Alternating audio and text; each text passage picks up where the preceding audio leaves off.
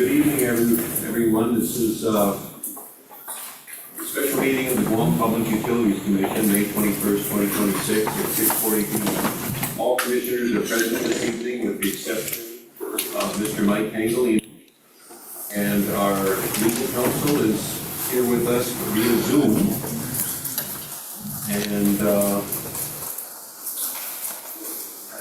I believe we have no minutes to go over this evening, so first item of business right away is GPA docket number 2610, petition of the Guam Power Authority to amend the Huku Power Plant Energy Conversion Agreement to permit GPA to pay for additional testing. We have a legal counsel report and a proposed order. Any new developments with this one, Anthony? And by the way, Mr. Chairman. Real quick before you start, who else do we have on Zoom with us this evening? For the record, Mr. Chairman, we do have Rodney Jacob and I believe Patrick Sherman. They represent GUP, which is the contracted party with GPA under the ECA, which is before us. But they have not filed a petition to intervene and or filed anything at all. They did request through the PUC staff basically for a Zoom link and to participate if required, but they are here in that representative capacity for GUP, Mr. Chair. Thank you, Anthony. Okay. Anyone else, or is that just those two gentlemen this evening? I don't know who's in the room. We do have Marianne Willishek, who does represent GPA. They are the petitioner in this case. I do not know if Doosan has any representatives in the room. That I'm not sure. I don't believe so. Okay. So there is a development on May the 15th. Well, let's go back a little bit. So at the last hearing, which is the first week of this month, they did file, or Doosan filed an opposition to GPA's petition in this docket.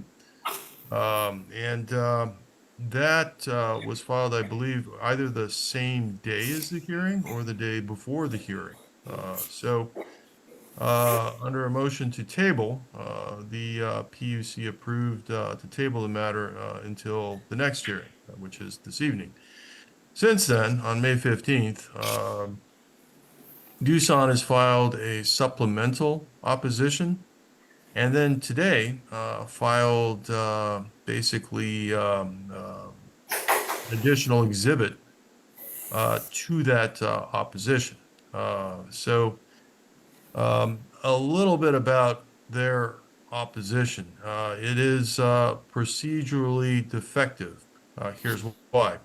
So if we look at the actual standard to intervene in a proceeding, that is set forth in the PUC's Rules of Practice and Procedure, specifically Rule 8. And when a person is not a complainant, a respondent, a protestant, an applicant, or a petitioner claims an interest in a pending proceeding, they may petition in the proceeding for leave to intervene at least 5 days prior to the date set for the hearing. In this case, I would say the May 15th supplemental opposition does comply with that timeline because they did file 5 days before this hearing on the 21st. Going back to that standard, however, it does also require that a petition to intervene shall clearly and concisely, or set forth or set out clearly and concisely the facts supporting the petitioner's alleged right or interest, the grounds of the proposed intervention, and the petition or the position of the petitioners in the proceeding, so as to fully and completely advise the parties and the commission on the specific issues of fact or law to be raised in controversy. Now, this is kind of where we have an issue, and here's the issue.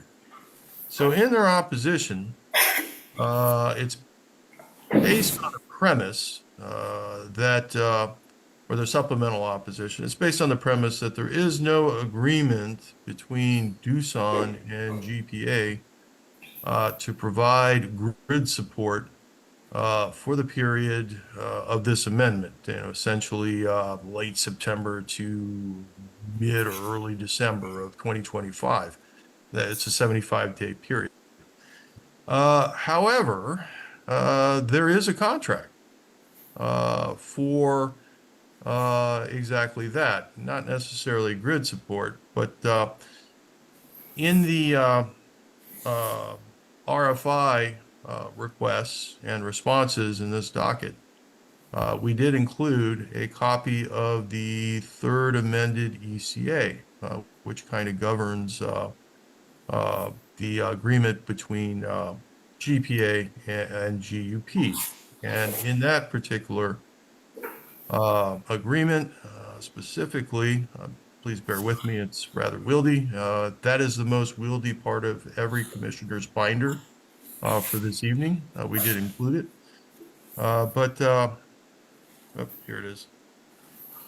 So on page banner 35 of the ECA in the commissioner's binders, that's PUC 47.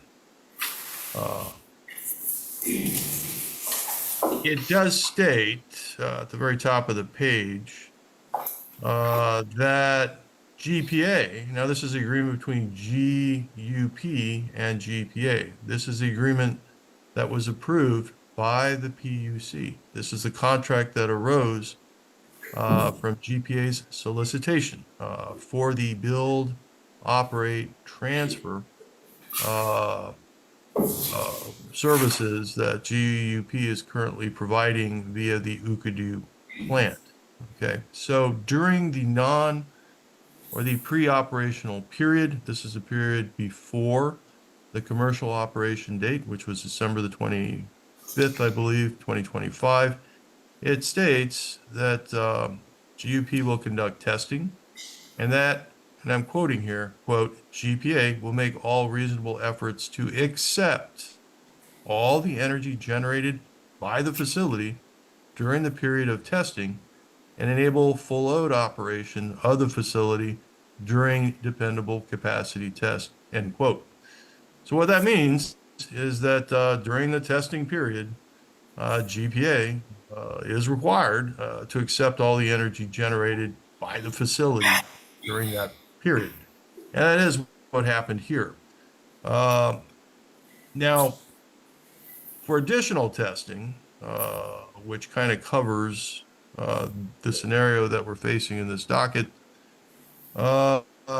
basically GUP was entitled to attempt as many commercial operation tests as it felt was necessary. And it kind of did so here.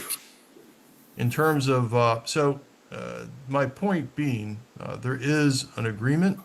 It is the ECA itself that governs the power that was produced during the 75-day period that's applicable to this docket. And that agreement is between GPA and GUP. Where the opposition is procedurally defective, at least at this point, is it doesn't clearly, or Doosan does not clearly state what right it has to enforce any of those provisions or to intervene in this proceeding and basically object to a amendment of the ECA between GUP and GPA. Doosan is not a party to the ECA. So they do not articulate what right, if any, that they may have. Not to say they don't have a right. For example, at law, there are some categories of third-party beneficiaries that would have a right to intervene, would have a right to enforce an agreement. There's no articulation of those rights in the current opposition. Okay, so procedurally, it's defective for that reason. Now, there's some exceptions to, simply denying the opposition because it's procedurally defective. Going back to Rule 8, it does state that the commission, despite um, a defective attempt to intervene, basically, the petition or the commission could accept this opposition if its denial would result in miscarriage of justice, for example. In this case, if we read the supplemental opposition, it appears they have a lot of arguments that are based in procurement law. The PUC is not the trier of fact for procurement cases. That would be the public auditor, and then the Superior Court of Guam on appeal. They did file today, or I believe it was yesterday, excuse me, yesterday or today. Sorry, I'm in Arkansas, okay? And the timeline is very different here. And also, please forgive me, it is 4 a.m. Arkansas time. So it's either today or yesterday, but what they filed was their government claim against GPA for $11.3 million. The PUC is not the trier of fact, nor does it decide, nor does it arbitrate government claims under Guam law. Okay, so denying it would not cause a miscarriage of justice for those claims. And likewise, what this appears to really be is a difference in the amount that Doosan believes it is owed for the services it provided as GUP subcontractor. And that is a contract case or a breach of contract case, because the PUC has never had, nor do we have before us, the contract between GUP and Doosan. We've never approved it. I do not know what it says.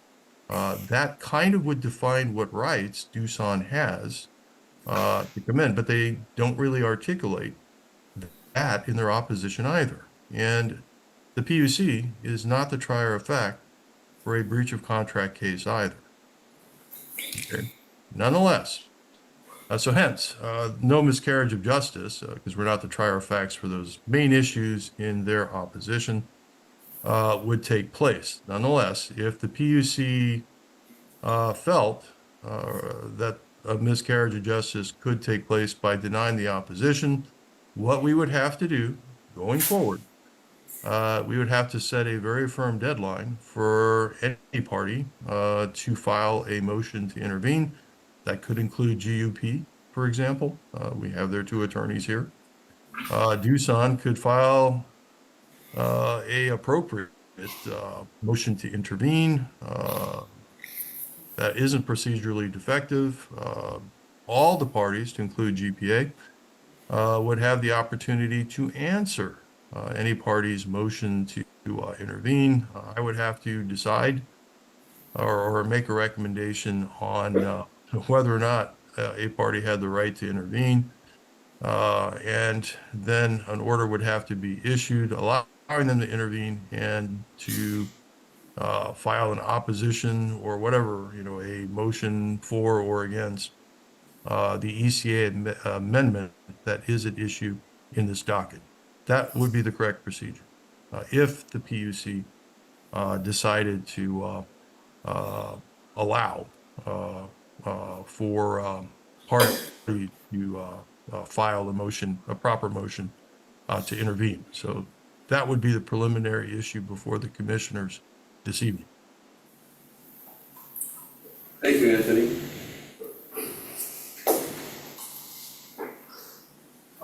Is it possible that, say we made a decision tonight to allow for the payment to be made to GUP, later on something is conducted in the courts, and then GPA might be on the hook again for the same payment to do something?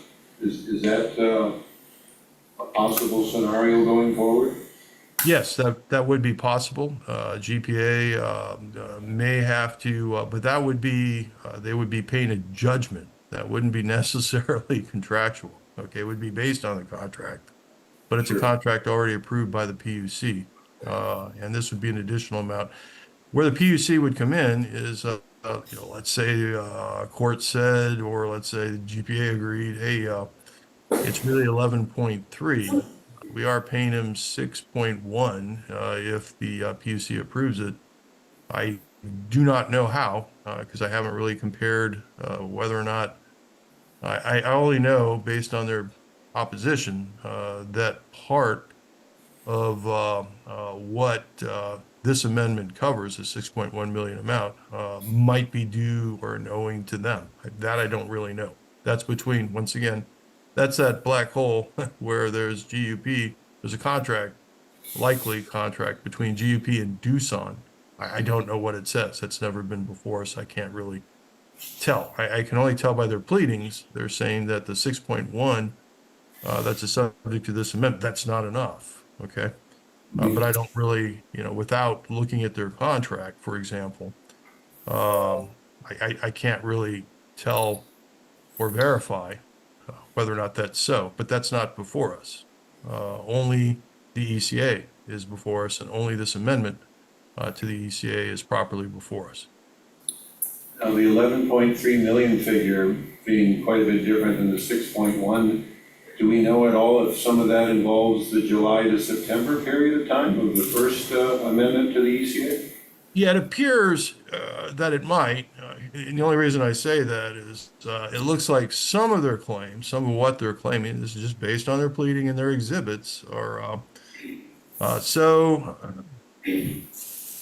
to operate the plant, or part of the operation of the plant involves using treated wastewater as part of the cooling system. And there is in the ECA part of it that covers exactly that, what the quality of this treated effluent is supposed to be. And they did provide, or Doosan did provide, some photographic evidence that perhaps the quality, and it's for the entire period. This goes a little bit, is during the 75-day period at issue with this amendment, but most of it are the months preceding that. It would be during the period of the first or ECA amendment. And part of their claim is, for that earlier period and this period, GPA failed to provide the wastewater at the treated necessarily, or the treated as necessary in accordance with the agreement. But once again, that's more part of their claim. They do mention that, I believe, in the opposition itself, though. So it kind of exceeds the 75-day period at issue here. All right, I think I'm going to turn it over to GPA for a little bit, see what Mary Ann has to say. Good evening. Thank you, Anthony.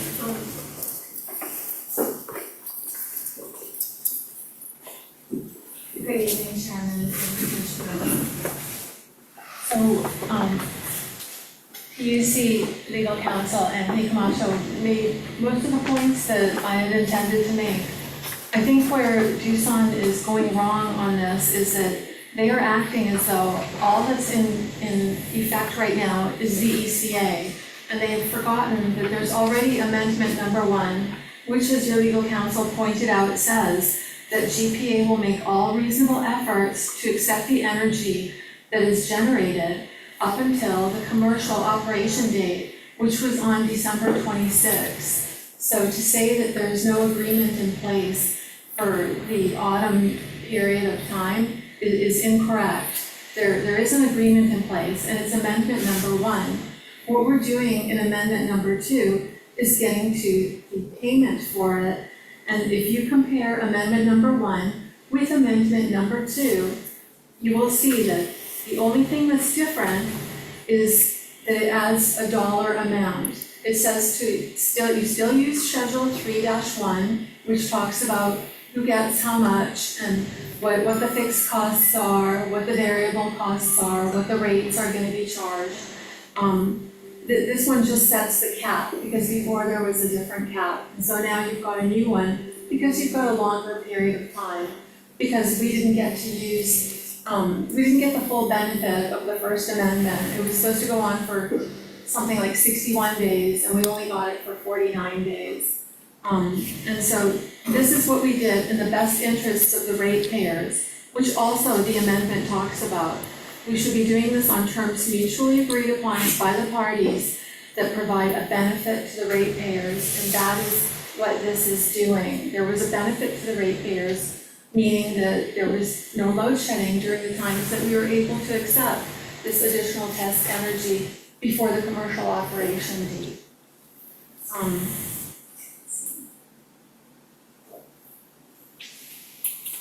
There's nothing in the law that prohibits us from seeking approval to pay for the test energy that we accepted. In fact, it is required under Amendment Number 1 that we pay for it. Amendment Number 1 explicitly says that. As your legal counsel pointed out, GPA and GUP already have an agreement. They have the ECA, plus they have the amendment to the ECA. Doosan is not part of the agreement with GPA. Doosan has an agreement with GUP. So, they are not the ones who are selling us the test energy. They do not have an agreement to sell energy. They have an agreement with GUP to build the plant. GUP sells the energy, GPA buys it.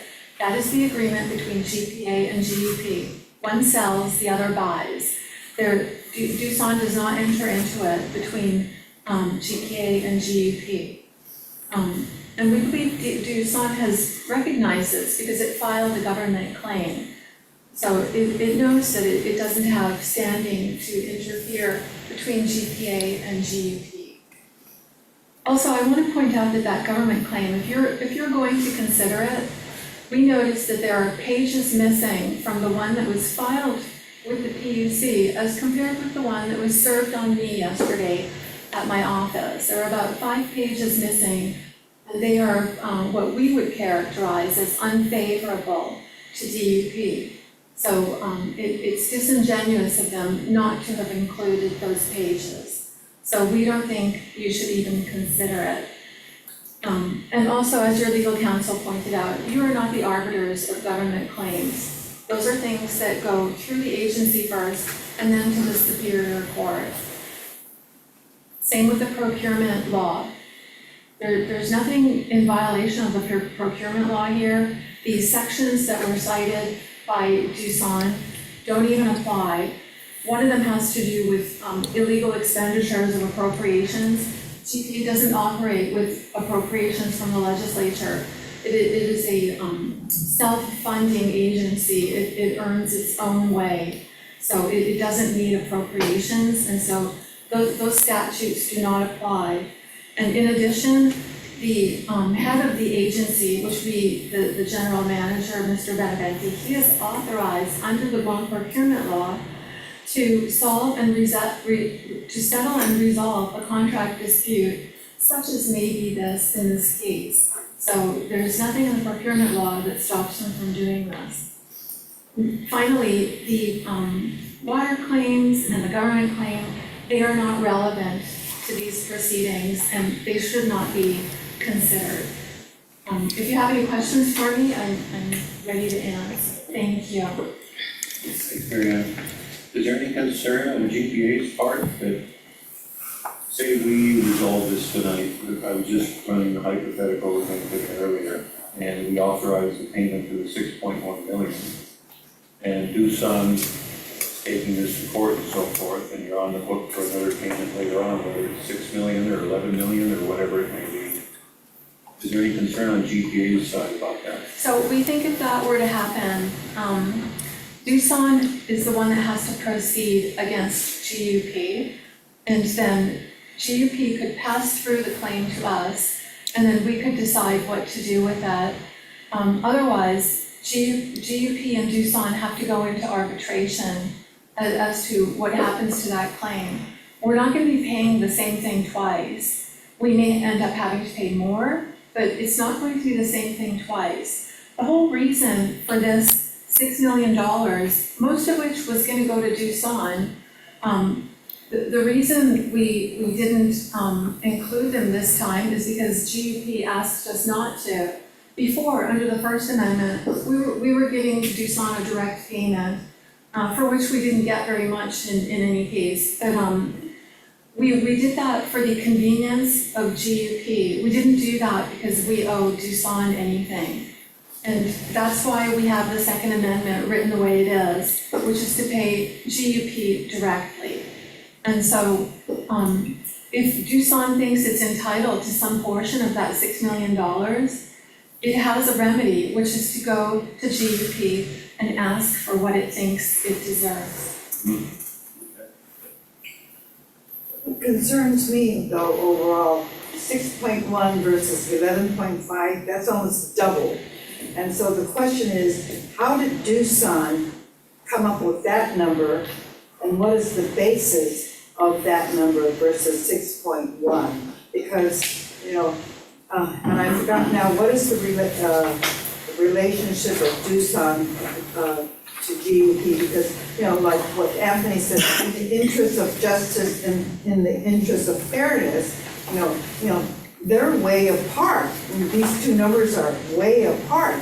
And so what is the basis, and has there been any, pardon the expression, any informal discussion is, how did you get that? Has there been some back and forth to kind of, come to I don't know, split the difference type of thing, so we don't have to go through all of this. Again, in the interest of fairness to all the parties. Although I know that would be substantially more for the ratepayers, but still, there had to be a reason. How did they get to such a higher figure versus where you are? Because, that is a substantial, it's almost twice the amount.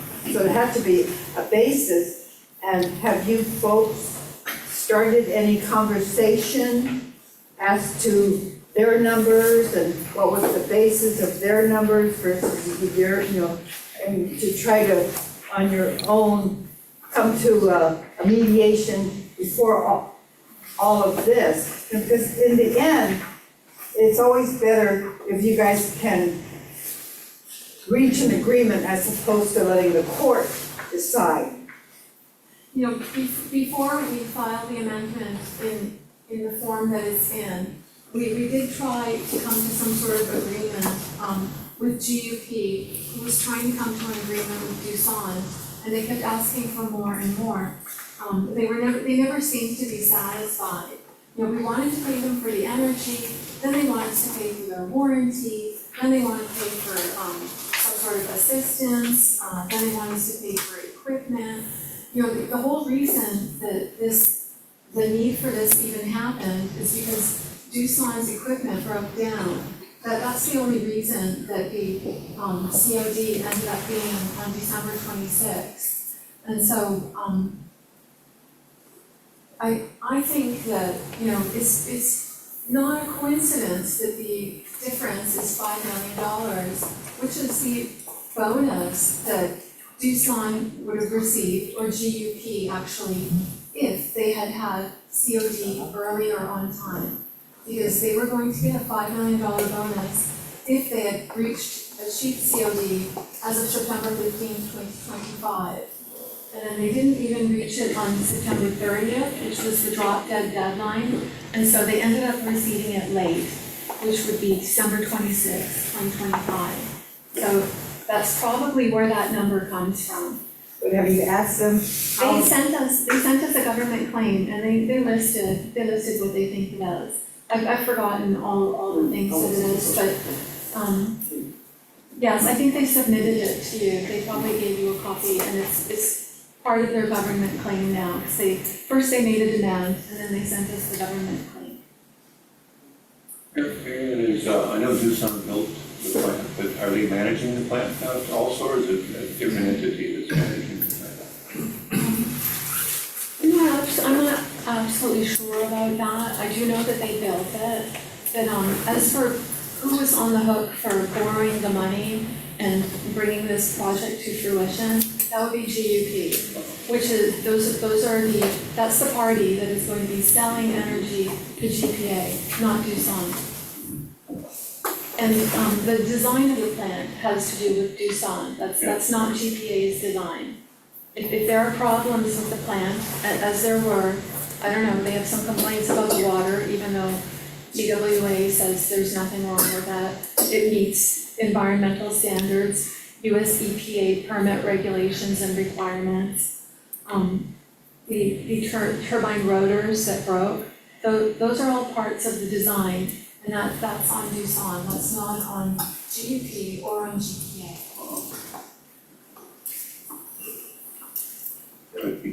Just, so the only concern I have is that, one, I guess we just received that second or the third opposition again this morning. So, and it was enough to put like the lowest file this morning from, I guess, Michael Gatewood's office. And they kind of listed certain, I guess, the issues and the concerns that they have. So, and that was this morning. And Was so, it this morning, the government claim? Oh, the government claim, okay. With So- the missing pages that are unfavorable to Doosan? Well, I don't have missing pages, so I Okay. really can't say anything on it. But we just got it in our binders, just, Yeah, And so. I haven't even read it yet. we It's haven't, enough to we cause haven't pause, worked through it. Yeah, that's what I'm saying. Yeah, So, and whether or not what our legal counsel is talking about in terms of, you know, for the purposes of transparency and justice and so forth. Do we give them the proper time to actually file their opposition correctly, or whatever he was talking? And he was saying something about how they maybe don't have merit the way they filed it now, but they could file it in the proper way. So, and then that way, all parties could actually see it. I do have some concern on. Can I say something about that? Because I want to point out that Doosan is represented by 3 very able lawyers, and I'm sure they must have heard your legal counsel, Mr. Camacho, at the meeting on May 7th, stating that they were not procedurally properly before this tribunal, and they should have filed a motion to intervene under Rule 8 of the PUC's procedural and practice rules. So if I had heard something like that, the first thing I would have done would have been to file that motion or petition, whereas instead, they submitted one letter after another. So I don't see what giving them another chance would do. Maybe they'll send you another letter. Or at least file the proper paperwork. But why haven't they done it yet then? Can't speak for them.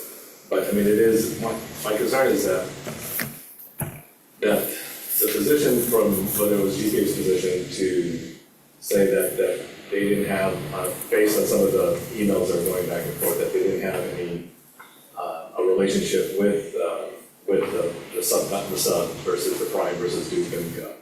And it was all with Gov. And that, so therefore, that this should be approved because the relationship is with Gov and not with Duck or Tucson.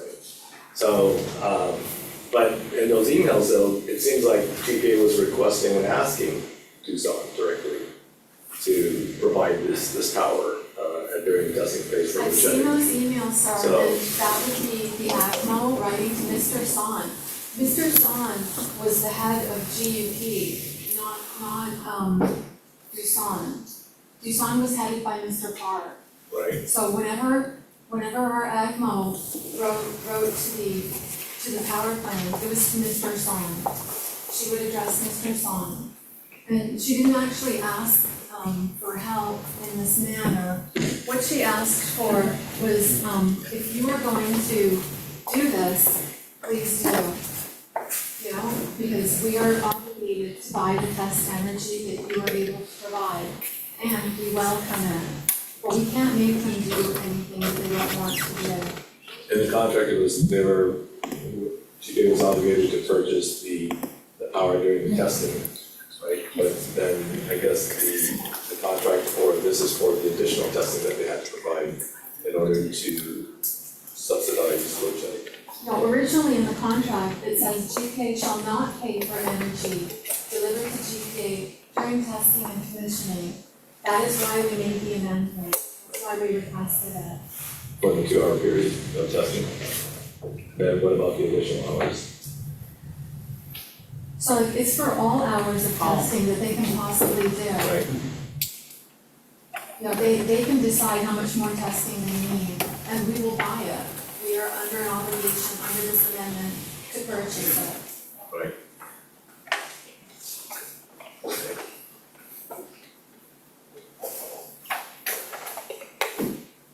Still doesn't stick out though, for the time frame that We're still confused. Yes. This is Rob Jacob. I was wondering if. Mr. Jacob, you're not a party here. Thank you. Well, may I, No, Mr. Jacob, you also had the opportunity to file a motion to intervene. I don't see one. Okay. Doosan Thank did file a motion to intervene, and the commission received a bunch of information about Doosan and its filing. And I would simply just like to respond to that. I'm not going to make new arguments. Okay, that's what we're debating right now, whether or not we're going to accept Doosan's filing. If we decide to, it would be in the form of a motion to intervene. You would be afforded, your client would be afforded the same opportunity, but you are not a party to this proceeding yet. Thank you. I respect that, and I'll refrain. The only thing I'd like to do is correct the record. I'll leave that to you and the commission. We're just reviewing what Doosan filed. Okay, once again, GUP is not a party to this proceeding at this time. Thank you.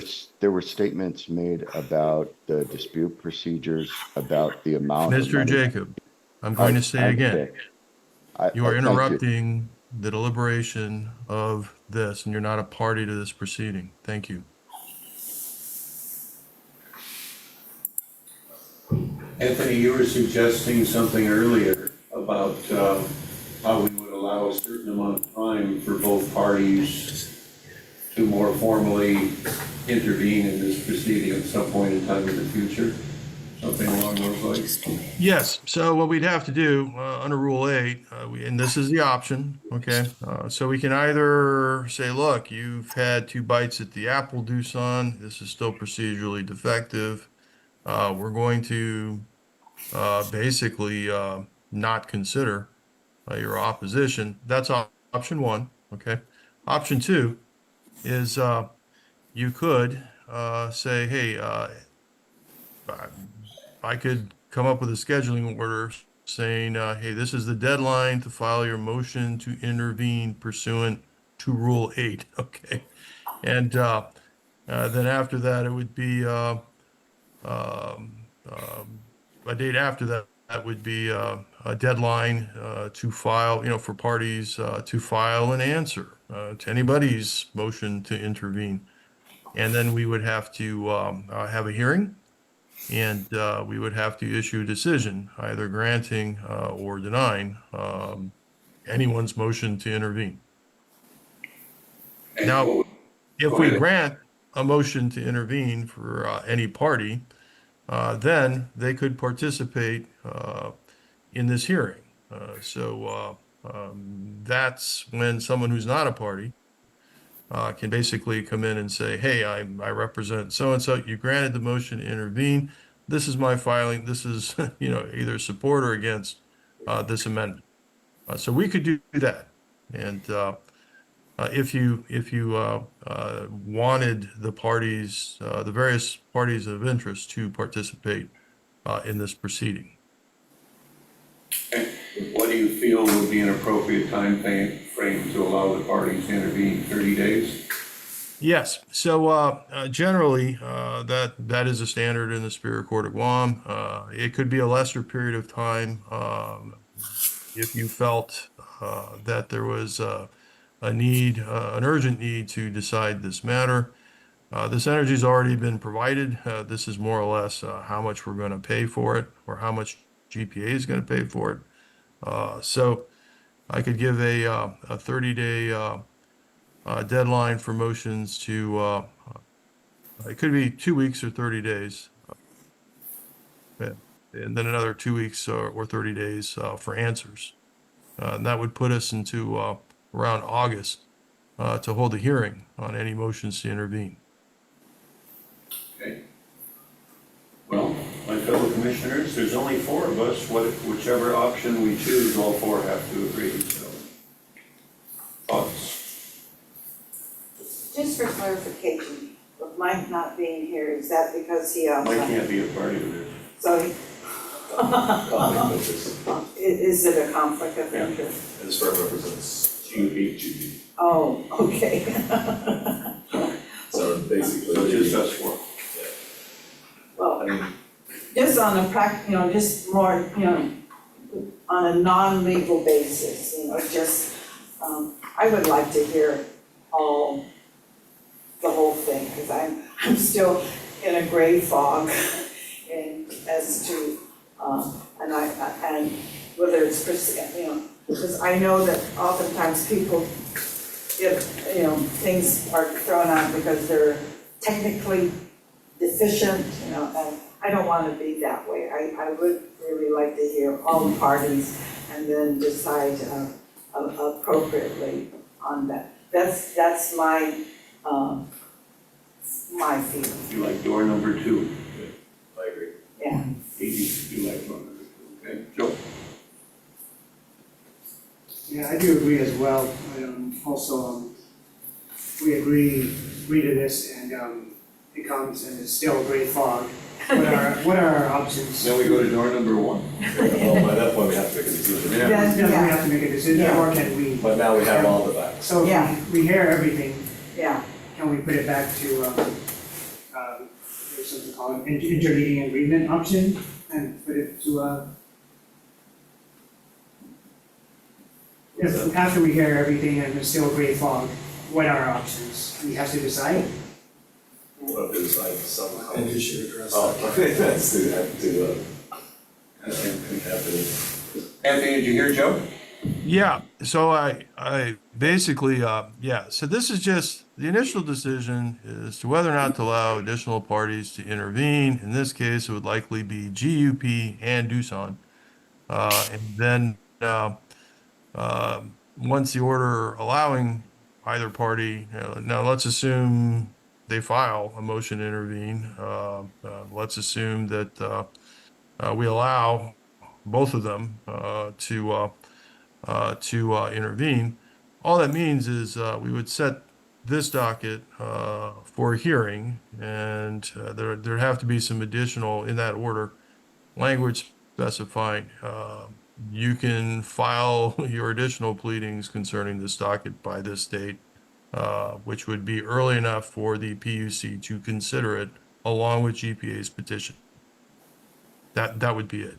And it would be a simple instruction to me to simply create the order for the initial thing is the scheduling brief for the petitions to intervene. Okay, I'm gonna suggest a tighter time frame. You were suggesting earlier, Anthony, the 2 weeks and 2 weeks. Because looking down the road with LEAC, we have several big GWA matters and whatnot coming up in the July-August period. The sooner we roll through this, the better probably. So rather than doing the 30 days, let's do the 2 weeks, 2 weeks. We can. Yeah. And that would be sufficient grounds to justify the earlier, because it is based on the PUC's schedule to hear this additional matter. what about, I'm just wondering if that, was there a question answered? It didn't, I didn't get that answer. Was it, if there was still a great fog at the end of the 2 weeks, 2 weeks, No. what are the options? Yeah, it wasn't. So, Well, the 2 weeks and 2 weeks, that's just the schedule brief for the petitions to intervene. That's it. right, okay. So we'll have answers from both sides. We can review at that point in time. That'd be much clearer by then. And be able to make an appropriate decision, right? Okay. what would happen, because we do still owe at least 6 million, right? We do still owe at least 6 million. I guess the question is, would it be possible, would would it tip our hand, saying, because I think we are responsible for paying some of the energy we receive during the testing. And in good faith, I would like, is it possible without intervening with any of this thing to at least in good faith make that partial payment, or is it not appropriate? It's not appropriate, because Oh, if we go this route, because we would make it two. Oh, I see. We don't know, that's There's the no whole, question that's the whole problem. it's cost. We want to make sure that it's clear first. Okay, all Let's right, do with the 2 weeks, we'll figure it out. all right. All right, somebody can make a motion? Something Please spell that motion out again for us real quick. And then, Can you suggest I a don't get it down motion, to 2 weeks, 2 Anthony? weeks, Mark, but is it 2 No, it'd weeks? just be a motion to, basically a motion ordering the PUC legal counsel to draft a scheduling order draft a scheduling order and a hearing date for any motions to intervene in this matter. within a 2-week period of time. Within a 2-week period of time. That doesn't necessarily have to be in the order. I clearly get your direction there, Mr. Chair, as to the timeline that you're looking at.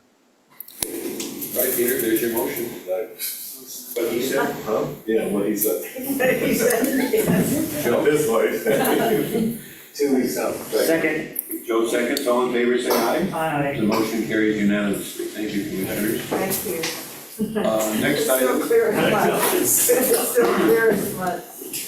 GPA docket number 2611, petition of the Guam Power Authority to extend the term of ULSD storage lease agreement with TriStar Terminal Guam Inc. We have a legal counsel report and a proposed order. Is this to be tabled this evening, Anthony, or? Yes, I recommend that this matter be tabled because DPA filed an addendum, I believe it was this Monday, which provided further facts, which they hope to justify this particular lease extension. I haven't had the opportunity to consider that, and I would like to table this to the next meeting to give me the adequate opportunity to review the additional material they provided. Very good. Thank you, Anthony. And next docket is GPA docket number 2612, petition of the Guam Power Authority to secure and establish a line of credit for fuel purchases. We have a legal counsel report and a proposed order. Anthony? Yes, Mr. Chair. So basically, GPA is requesting that the PUC authorize GPA to solicit for a line of credit to pay for fuel purchases.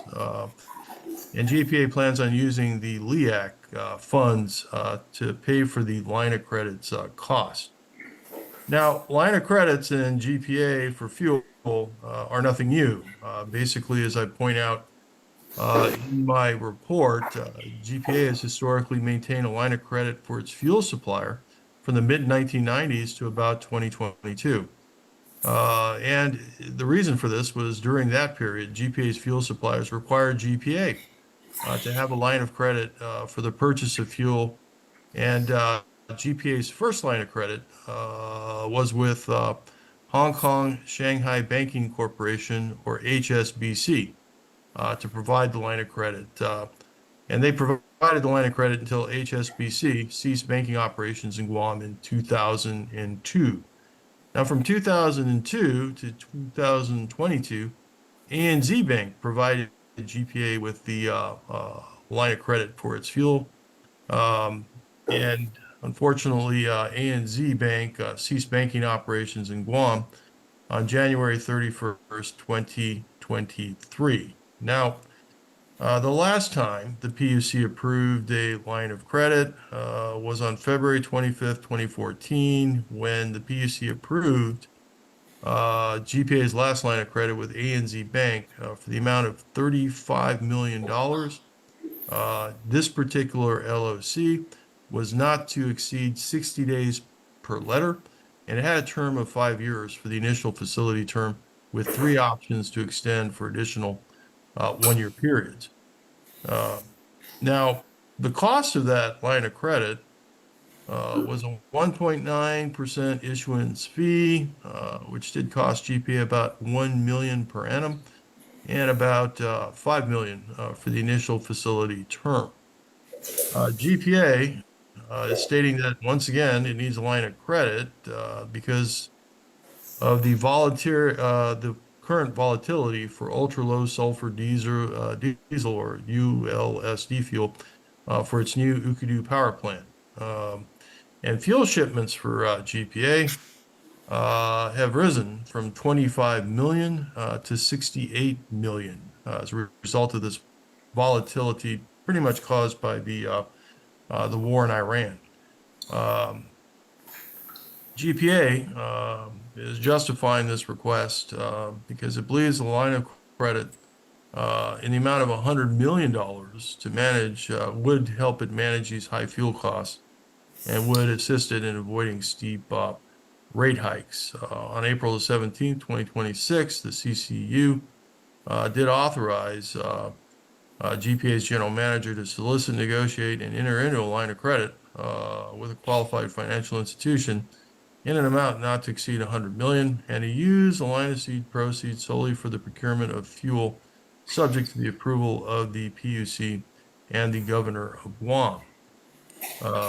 Basically, GPA is required to obtain the PUC's prior approval before it submits a solicitation for this line of credit, because basically GPA admits that it's going to cost over $1 million.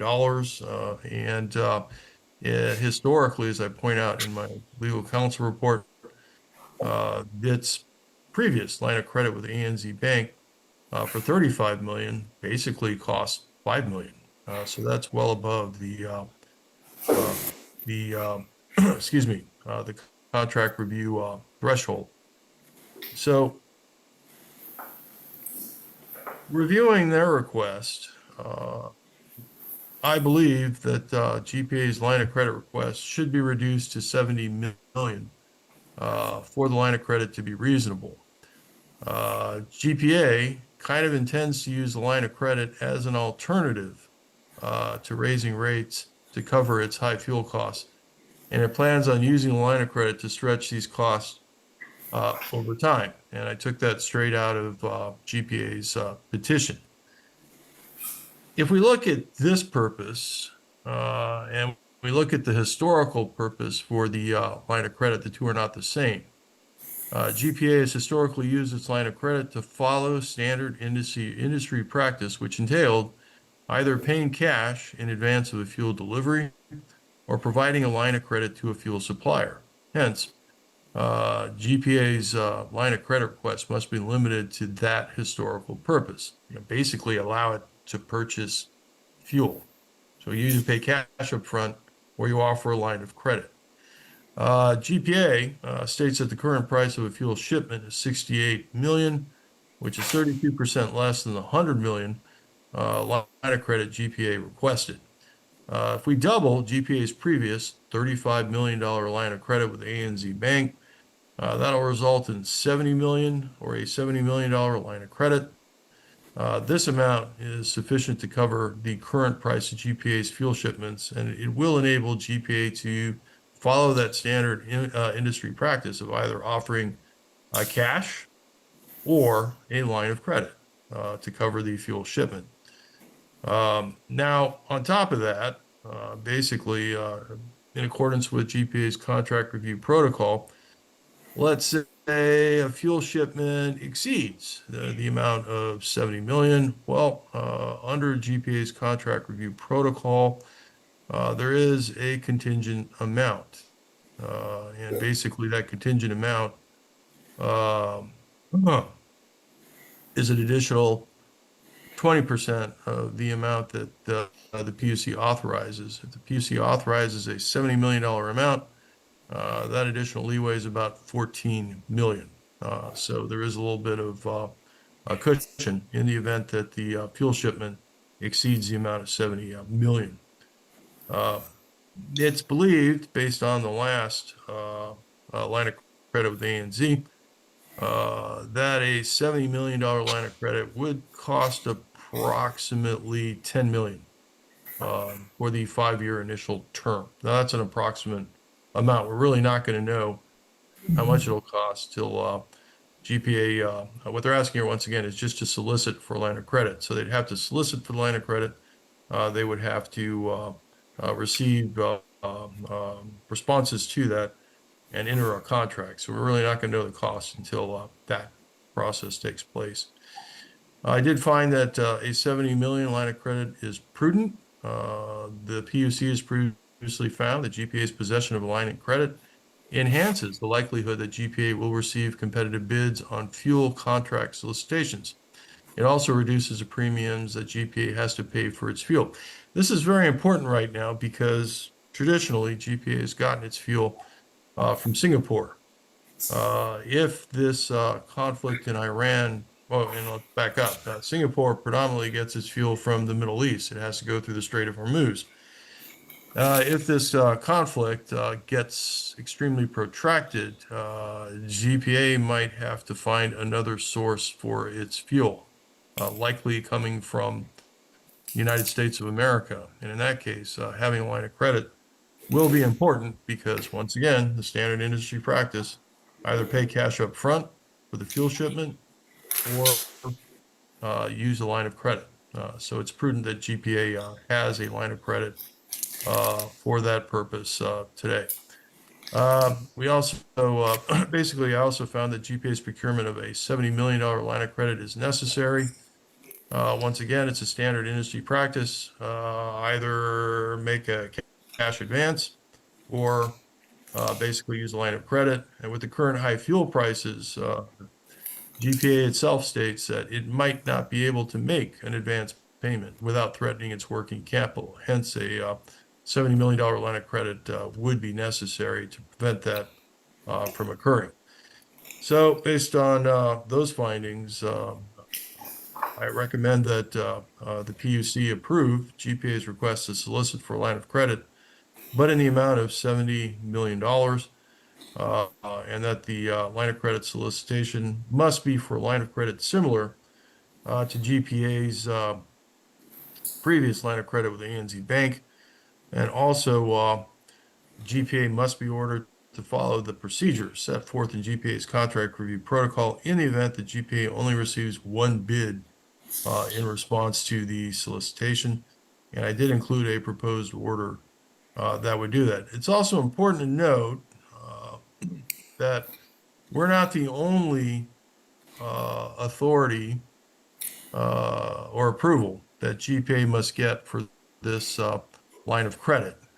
Specifically, GPA, when it finally does find a contractor for the line of credit, it has to get the governor of Guam's approval for the additional indebtedness. And that comes straight out of, that's beyond our purview, but that's just a reminder that when this contract comes back to the PUC, it will require the governor's approval for the line of credit indebtedness that GPA would have to sustain. And I do, in my report, cite the statute or in GPA's Enabling Act that requires that. Thank you, subject to the commissioner's questions. Thank you. Any comments from GPA?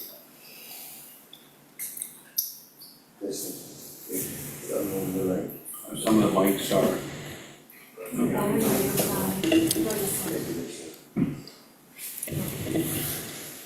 Hello, yeah, okay. First of all, 70 million is better than nothing at all, no? Case in point, let's go back to the Ukraine war. Our highest cost per barrel was 168 at one time, and then it started coming down this way. Over several months, maybe over a year, the price came down. Let's talk about epic fury. Our cost of oil for the first shipment was $223 a barrel. That's why we have a $54 million. Okay. Let's go back to the Ukraine war and what we've been doing all these years.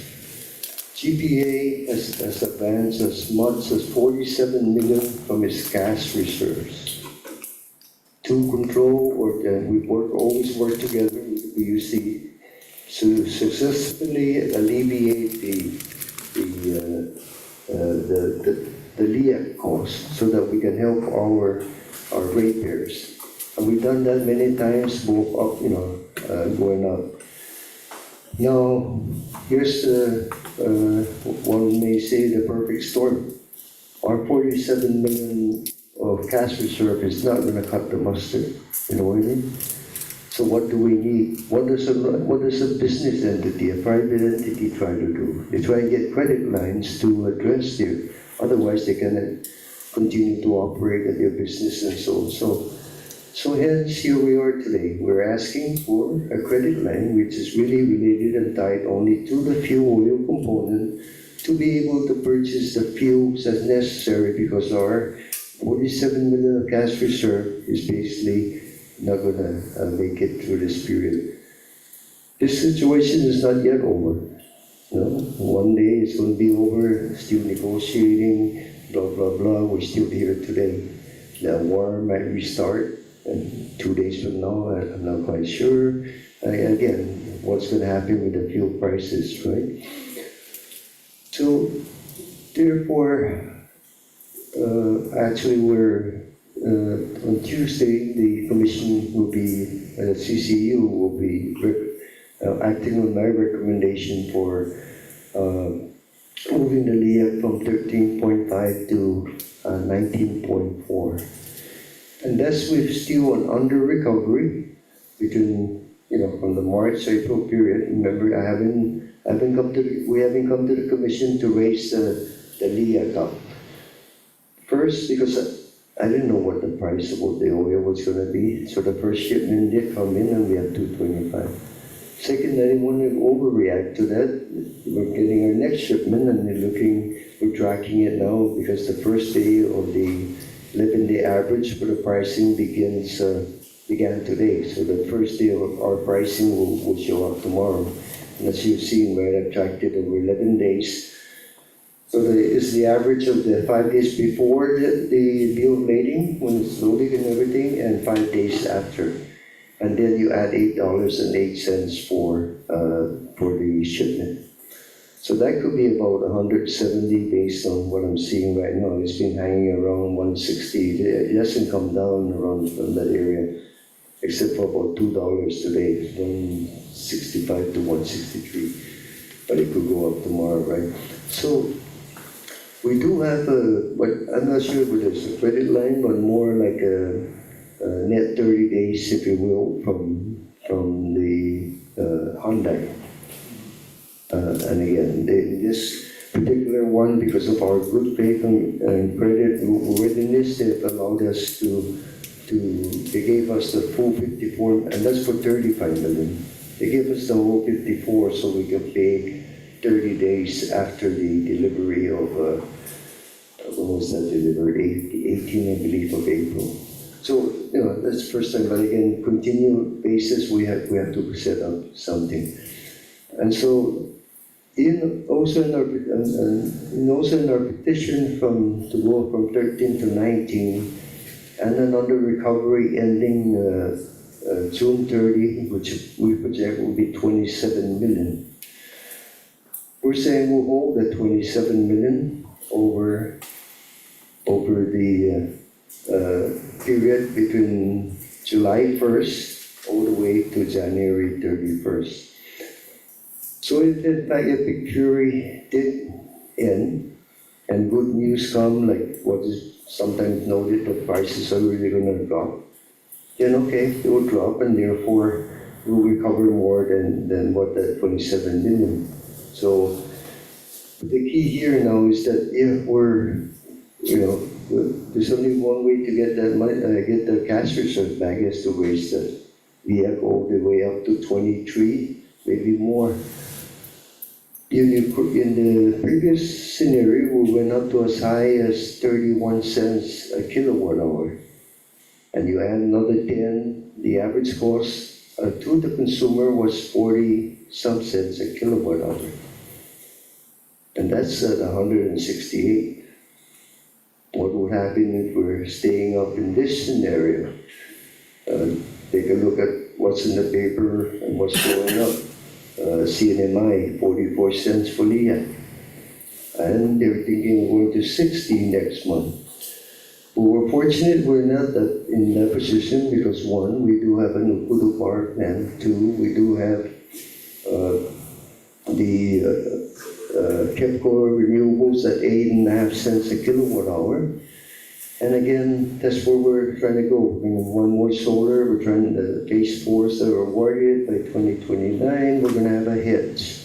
So that will help us not ever get to points. So we're really benefiting from that, and that's where I'm saying 19. Let's roll it and let's see what happens, and if I have to, and allow us to have a credit line for buying fuel, because that's the only reason why we will be coming in the protocol, the PUC, if our cost was going to exceed $2 million or so we can petition right away to get the rates. But we're trying to keep the rate as stable as possible, because again, there's a lot of things that are impacting our ratepayers' costs, commodities, fuel at the pumps, everything else. So, and of course, energy is a high cost.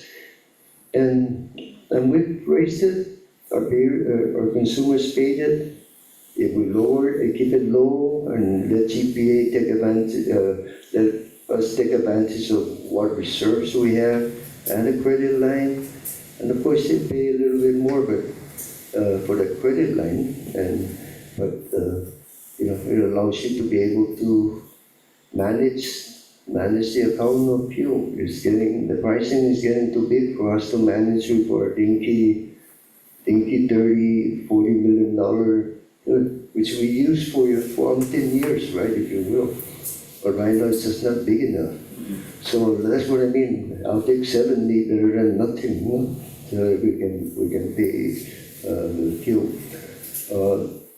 The other thing about all of this is what happens if the fuel really drops? And it drops early next year when we have the additional tank that is being repaired now. Another 250,000 barrels we can buy at the market.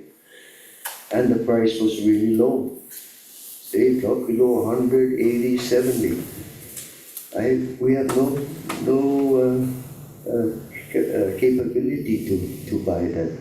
With a credit line, we're able to do that. So as we move into the future, that's what that credit line, together with the storage capacities that we have, and again, that's the other petition that's before the PUC, that would allow us now to manage better and better the fuel costs, all for the benefit of the ratepayer, not for any GPA base rate or anything, all for the benefit of the ratepayer and the LIAC, So that, solar renewable, credit line, more storage capacity and all of that.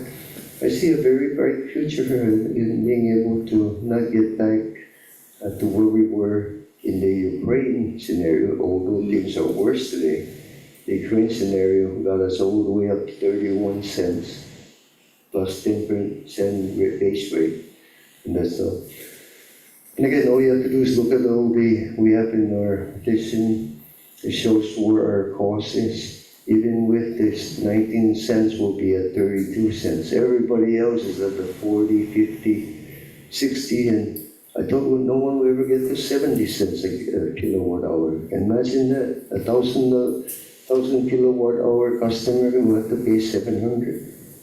Today they're paying 260, and under the new rates that we're asking for, they'll pay 318, $58 more, but with such an inflated cost of fuel, as we can see in the palms, they're no longer 5, they're up to 6 something, right?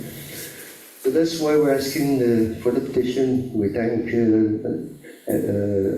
AOJ Camacho, 70 million is fine, we'll take it. We can refine that number as time goes by, because I get stuff. But it's also not only to pay for the fuel when it's high, but potentially buy fuel when it's low. One of the reasons why we didn't just come in right away is because we had some fuel. We bought fuel at $100 a barrel right around March 4th. It was delivered right after Epic Fury. So that carried us through March and April at 100. That was the cost. But here in May now, we're the whole May and the whole month of June, we're at 225. 223 a barrel, and that's where our under recovery is gonna deal. We're saying hold it there. So that's my comments, Mr. Chair and Commissioners. Yeah, you and I were kind of watching this at the beginning of Epic Fury together, John. At certain times, it got up close to $300 a barrel. That's great. It's not far-fetched anymore. So we would start the LEAC in July 1st? We're asking to start it July 1st. If you recall, we started this LEAC period on January 1st and not February 1st. So that would still maintain a 6 point, right? At least for the first part. But we're willing to make that a 7 month to get back to the end of, to get back to the normal cycle for the next period at 19 cents. Again, like I said, who knows if after the next shipment is already going to get loaded this coming week or 28th, we'll start loading. So that pricing is probably going to end up with about $170 a barrel. Hopefully thereafter starts to go down. I think our projection here is that it may be 148 or 50 in this life. But that being the case, that would allow us. I know Mr. Kim has been working very hard to apply at various areas for this credit line. There are some potential to come forward from local banks and stuff. So we don't have all that information yet today, but we're doing our best. If the PUC approves it, we do have the CCU authority. We can begin to work out this credit line, and of course we can provide the PUC and CCU updates as to what's happening. But we're certainly going to work with. I don't think the numbers that are there today about what it was before. I don't think those are the fees that are there today.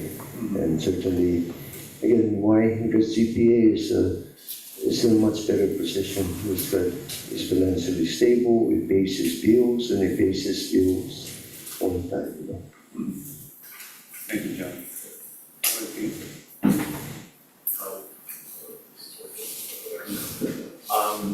So just to clarify, the line of credit, first of all, I agree that you guys do need a line of credit because just like private business, at some point when prices go up and you have to catch up, you gotta like have something to rely on. So yes, I'm all for that.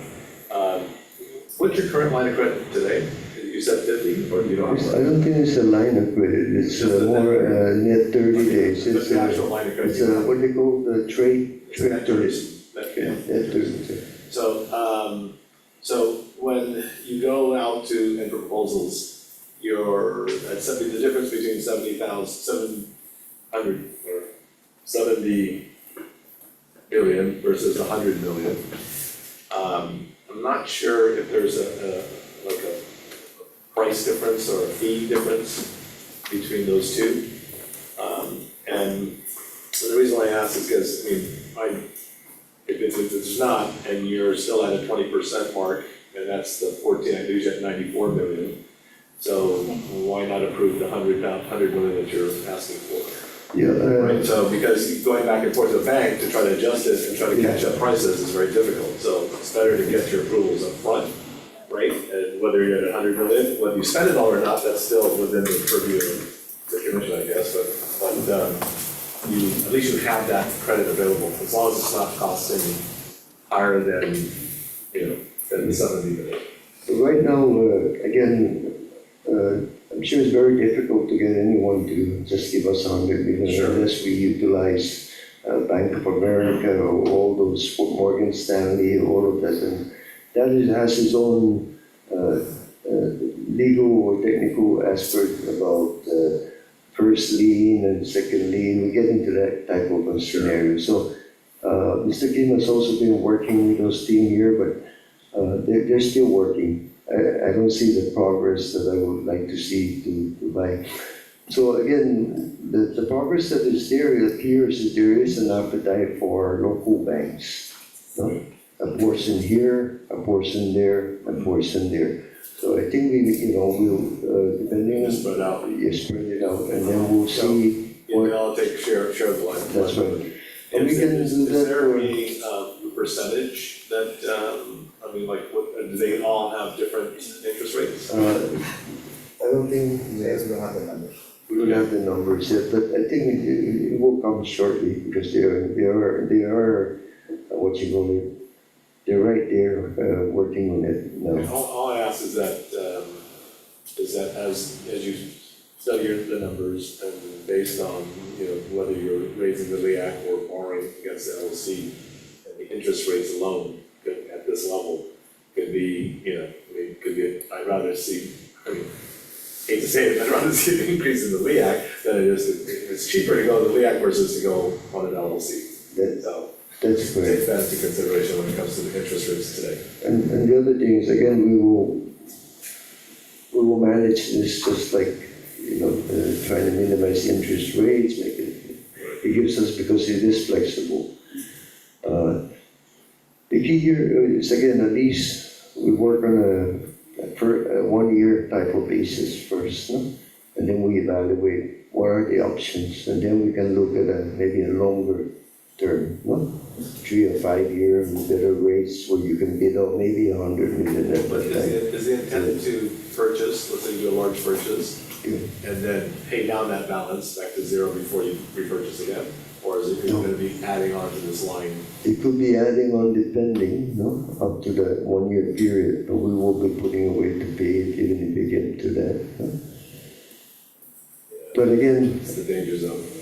yeah, but again, it's really up to our CFO now to make sure the cost of money here versus so and so to manage it, no? Right.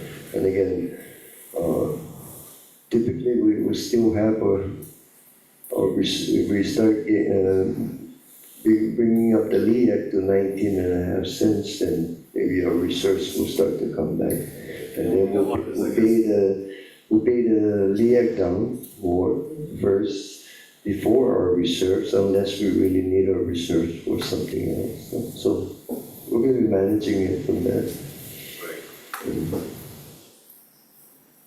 So you're gonna, sorry, just one last, so the under recovery will be managed versus pulling it from the line of credit, using the LEAC, But right now, we think the under recovery is 27 million. right? It's going to be 27 million by June 30. 330, okay. So we're going to hold that 27 million, which is our cash. So what we're going to do is the line is going to start buying the next shipment and the shipment and that. If we're recovering more than that, when we can pay the line back first, no? Before we pay ourselves the 27 million under recovered today. Right. So that's how we'll manage it. And again, we factored in the average of about $142 a barrel for the next 7 months as our average. No? That's what the Morgan Stanley. That's with our projection, the first through 2023, what we think is going to be the 170 that's coming up. And then we went to, on the third portion, we used the Morgan Stanley for the third month. And then they say, the Morgan Stanley says 126 for the fourth month. And then it also says 126 for the fifth month and the sixth month. And that tells me that they don't really know what's going to happen later. That's why they just held it 126. So many variables. No, Yes. really knows. Yeah, it's only fair, no one really knows, right? But again, if the numbers are better, then that allows us to keep on paying.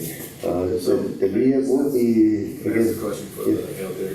Just on the, Anthony, so what's being proposed is the 70 million, but you're allowing them to go up to 94 million out of the market, 20%? Well, just to be clear, 100 million, I just want to, when I'm saying that it should be 70 million, because historically, it's supposed to cover a fuel shipment.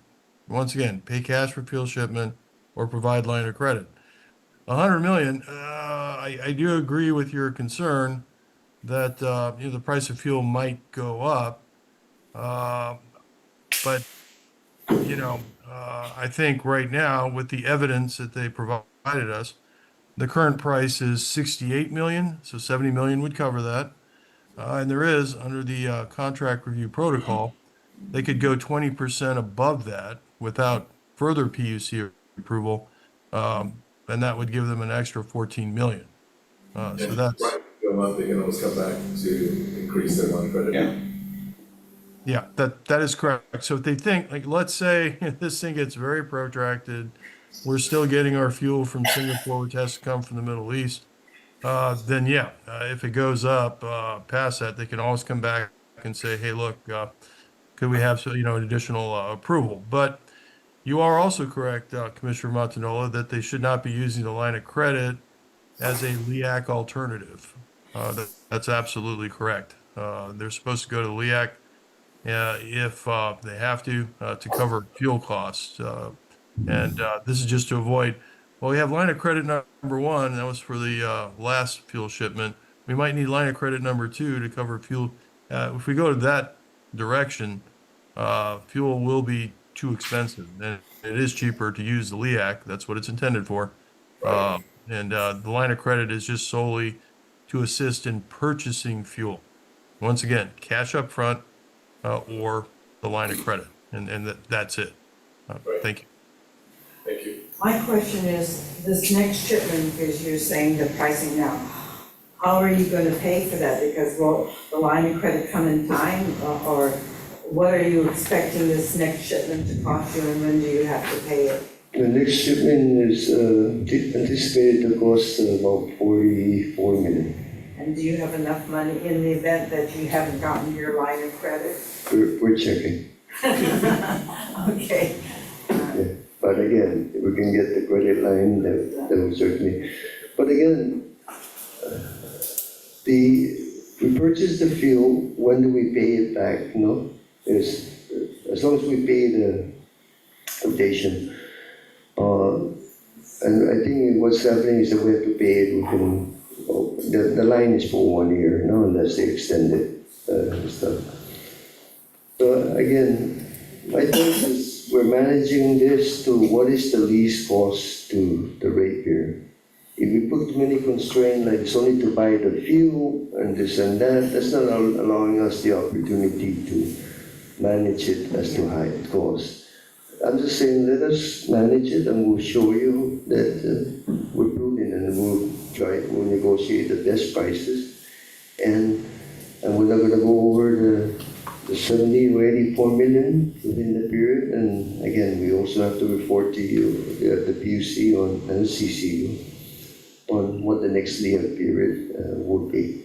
So our whole intent is, one, to buy the fuel, but also secondly, to help let this credit line and our cash reserve, blend in or soften in or whatever for the ratepayers, as we have done many times in the past. And that's all we needed. No? As far as spending more, we won't spend on this credit line, something that we cannot afford based on our projections of fuel. If the fuel all of a sudden did go to 250 or 300 and stayed up there, we're going to have to come back to yourselves to raise the LEAC. It does give us maybe a month or two to keep purchasing the fuel so that we can go through the procedurally requirement for that kind of a scenario, right? But again, it just provides us that flexibility, and as you can see, we've always really tried to make sure that we don't violate any of those rules, and we do really understand that every time we come here, we have to be prudent and show our prudency. No? What about the alternative for looking for fuel other than from Singapore? You know, Anthony said, I guess the next option would be from the US. Have you guys started to explore that possibility? Well, yes, first of all, that's not an easy scenario to work with yet, no? But we are really working and engaging our teams and consultants to take a look at this. Right now, we do have the Hyundai contract, the base component, what you call it, is ends in January 2027 with 2 one-year options. Based on the condition and normal, as you have done in the past, no one will bring it in from the US based on the lowest bid. The lowest bid has always been because everyone else ties their cost to some planogram or some market escalator or de-escalator, if you will. It's always been the cost of shipping. No? Mobile was our previous supplier. They were bidding at $4 a barrel. That wasn't cutting it for them. That's why they lost out to Hyundai, because I think they came in higher than the $8 a barrel. There's also the Jones Act scenario that will have to be addressed. I mean, there's some hope now that at least President Trump, lifted for 2 or 3 months. But again, we tried to go out for the spot market. We tried to get Mobile to, or some, I forgot which company, to try and get us a load in case we couldn't get loading from Hyundai. It was whatever the market was, plus $65 a barrel per shipment. Yeah. So finally, we just worked real hard with Hyundai, making sure that the insurance that they could provide us, we tied into the planogram, and that's basically what's in the market. But again, yes, we're going to look at that. If we can get, even through federal government help or anything, we're going to explore all of that, and then take a look also at the thing, and then we'll share it with the CC and the PUC, of course, and we'll see what we can do. But right now, that's not an easy overnight scenario, you know? But we're trying our best to look at that, understanding that the current base contract of Hyundai is by January or so. At this point, where there's shortages here and there, I'd rather stay with our contractor, you know what I mean? But in the meantime, we will see this opportunity, because maybe even them could get the fuel from the US and come out cheaper, so we're gonna do that. Price is one thing, but have you, like for supply issues, have you ever run into where they can't supply it? Potentially, that could happen, but again, in the scenario, because you get to a scenario where every country protects itself. Right. And I'm seeing that now. Yeah, they don't want to ship out. Yeah. The Philippines don't ship out anymore, take care of our company. Korea was like that. Korea also, we have our, and of course we, in our goal, are saying that don't contract with us unless you can consider us as your family. Right. Because we provide energy to not only our civilian community, but also the military for the defense of the nation. So, I was gonna, if they couldn't supply, I was gonna look at everybody else to put pressure on them, that you can't just say no. You can't just say no to Guam, no? So again, yes, that's another thing that has to be really addressed coming out of all of this epic period. So that will come soon. But right now, we need help so that we can get 19 cents going from 13.5 to 19. My gosh. People are gonna be shocked when they get their bill. Yeah, But it's expected, everybody is. Yeah, but take a look what it could have been. Yeah. Yeah. right? It could have been over $100 some dollars that they were figuring before. Now it could be for an average 58. Could have been far. Because Okudu were consuming 3,000 barrels of oil a day. What's 3,000 times $220 dollars a barrel a day? No. Okay? That's a huge savings. And that's why we have to be thankful that we really, this is not only GPA, it's CCU and the PUC have come together with a plan, and we are implementing that plan with the Ukudu, more renewables with battery. We already awarded 210 megawatts. We have 2 more that we're working on, so that we can get to the close to yeah. So it's just like off a little bit, just like supposed to be on September 30. Could be worse. Right. The worst, we're not short of challenges on It's this. a good marketing program. It could have been worse. That's how bad it would have been. Everybody would be happy to pay $58. Yeah, so I'm just saying, it could be worse. Right? Oh, definitely. Yeah. You know, right now, presently, Guam is cheaper than 10 of the 50 states in the US on energy costs, right now. That's correct. And the trend has been, we've been moving lower in comparison to many of the states. That's unheard of. And that was not the way it was 10, 20 years ago. Plus, they've been feeling it at the pump, so they know that's coming to the households. So again, this will happen beginning the end of February, beginning of March. We said we're gonna hold it, and that helped people. And now we're coming in and coming out with just a short adjustment, not the full 23 or 24 cents, and then hopefully something good happens. So we're making our best effort and still buy the fuel as long as we can get the fuel. We'll do what we can. We don't need those cash reserves not to work for our people. John and I have had some discussions about increasing our storage capacity on the island eventually also, which is what this other docket was about slightly. Yeah. And getting to a point where we have a lot more flexibility in storage so we can buy at appropriate times.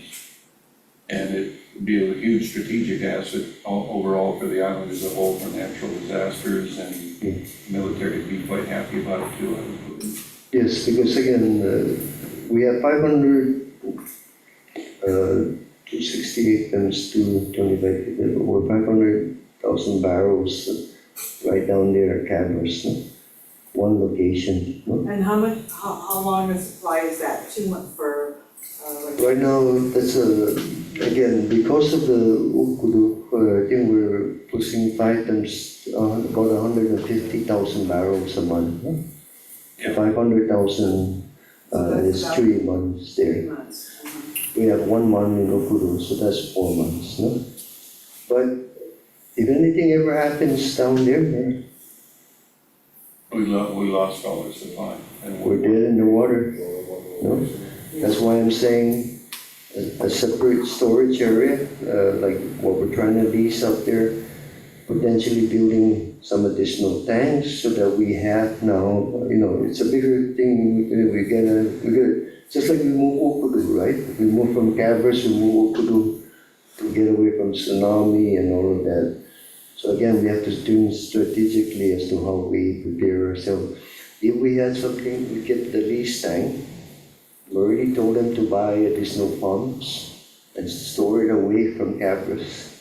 So if anything happened down there, we can come over and change the pumps out and gravity flow down to the farm, and we can continue to feed the plants. Yeah. So those are additional alternatives, that we're looking at longer term for higher resiliency and all that. The more we reduce our consumption and put in to get to the 50% renewable, that now will bring it up to somewhere around 5-6 months of what we have today. But again, like we're talking about, we need to strategically locate some, and leasing is better right now until we can build, maybe, You get your foot in the door. get this stuff. And And then that would allow, if oil dropped to Load up. $60 or $70 a barrel, well, I hope so. Nothing's markets anymore. If it goes to 300, maybe it will be a glut and then we go down. We can buy Yeah. and fuel the tanks, and therefore that stays for several months without impacted by anything. So between the solar plants and having more capacity and storage, you think that's your deal with it? A happy problem. Yeah. The numbers to think about is prior to Upadu, we were using 3 million barrels a year. Upadu's dropped us down to 2.1 million barrels a year. And when the new solar plants are up, then we'll be at 1.2 million barrels a year. Significant drop. And if we had storage capacity of 1.2 million a year, we have a year's worth of supply on the island. At the low price that we buy. At the low price and in multiple locations. So we float right through scenarios like this. And then these things don't affect us very much. And that's kind of unheard of.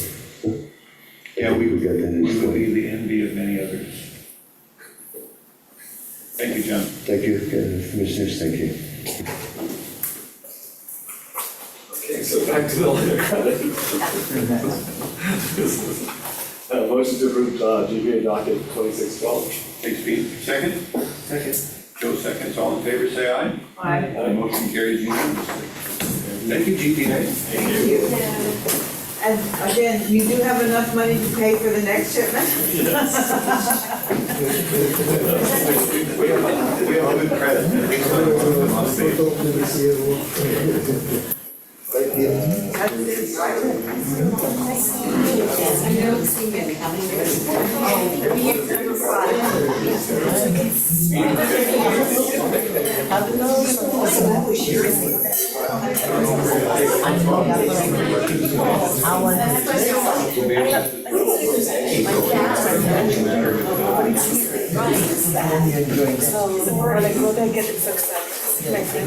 Technically, I won't be leaving, I won't be on time until September.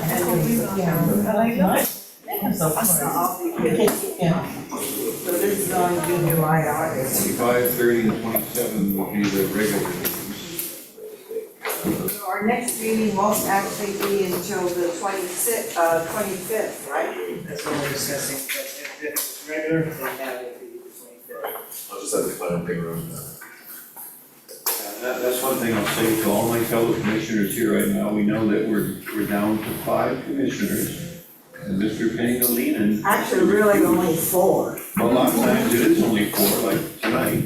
Where he has to recuse. Asking I don't know. the governor who like to get the other 2 appointed. If they're allowed to get full complement.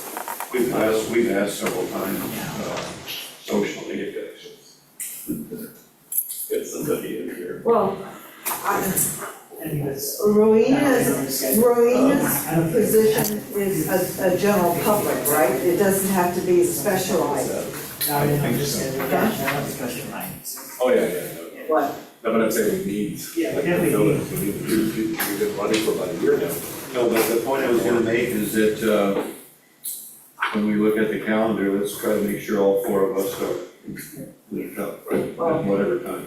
Just to give you a notice, I don't need it until the end of September, but that's hopefully, These 3 look okay. Yeah. These 3 look okay right now, everybody? Got one by one, June 25th, okay, Yep. works. oh yeah, I'm not leaving July until end of 30th September. and August 27th. Now, the thing to remember too is GWA upcoming by August, and Fred is busy working on it. We have the rate design docket, we have the true up for the But next that's fiscal year. GWA. GWA. And again, Mike is Mike gonna be. can't do any GWA. And then we have, what's the other, the bond refinance for GWA. So there's 3 matters that we might separate into different meetings, all kind of coming to a head by August. Well, I'll So- still be here. I so- won't be It may be more than one date in August that we're having meetings, just to keep everybody apprised. And depending on Again, what I don't anybody travel, might not like be doing, this guy. we might stack them up one right Or after you. another.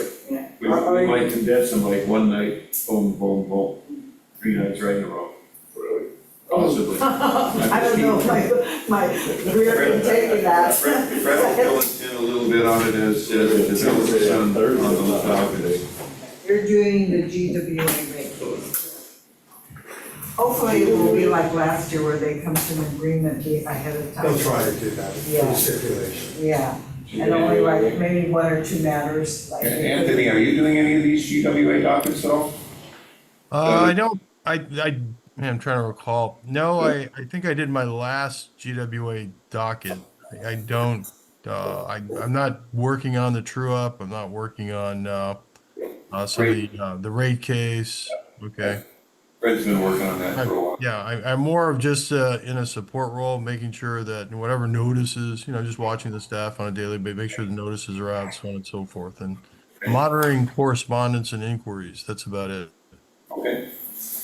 And then, of course, LEAC was gonna be pushed up, so they're gonna want that by June 25th. We're gonna have to rule on the LEAC June 25. Next month. Yeah. Yeah, that's right, that's July 1. And then this matter that's been under contention for the last couple meetings here between Doosan and GUP. That will be July That's 5, that's July. why I suggested we rush that schedule a little bit, get that out of the Are we way. gonna be reviewing that on the 25th as well? I think we might be fine, can we finalize it by June 25th, this Doosan? Well, we're going to get the briefings done by the end of June. We're going to have the hearing on whether or not we're going to permit any party to intervene in July. Okay, Okay. okay. All right, I'll let you set the schedule. I don't know what else we have upcoming, but those are some pretty big things. And right when over do the we next few expect months. to hear the rate case? August will be the true up proceeding. On the That's what you 27th. did, right? But, well, normally with the true up, we've allocated a separate meeting. Okay, So that may be a month where you have one for the true up and one for the regular business. okay. The bond refinance, we could probably put into a regular meeting. Yeah, we're not sure yet. We just discussed this today, but there will be a schedule within the next week, I think. And then the rate. Yeah, the bond financing is kind of separate, but that normally would be one, it could be at a regular meeting. But the problem there is we also assign something to a consultant, to have their opinion on the bond issuance. Mhm. But that likely, it could be sometime in July, but they're not quite sure yet on the timing of the bond issuance because of the financial uncertainties relating to Iran. Normally in past But years. what does water have to do with Iran? No, it's going out on the bond market. It's the interest rates. Oh, okay. But the other one that might require two meetings is the rate design. Yeah, You remember, that's complicated. yeah. That will ultimately be heard with all the true up, as part of the true up, but there may be a separate workshop. Yeah, they requested that they do a In workshop. July, for example, just focusing on the Yeah. rate design. Just to get re-educated. Yes. It's been a little Yeah. while. Well, I just want to say kudos to the staff for no technical difficulties with the Zoom call. yeah. We were hearing you loud and clear, Anthony, that was awesome. Anthony Yeah. was sharp there too, just the way the lighting is and. Oh, no, the sun's about to come up. I was Okay? just gonna say, it looks like it's morning time. Supposed to come up in another 20 minutes. Yeah. And I get to spend another day with my grandkids, so All right. I'm Great. excited. I'll be back next week, Tuesday or so. All right, Okay. well, this worked out real well. Yeah. Wondering what the fix was. So normally, Two we've laptops. taken a month off, but we're not gonna do it this year. There's too much going on, so.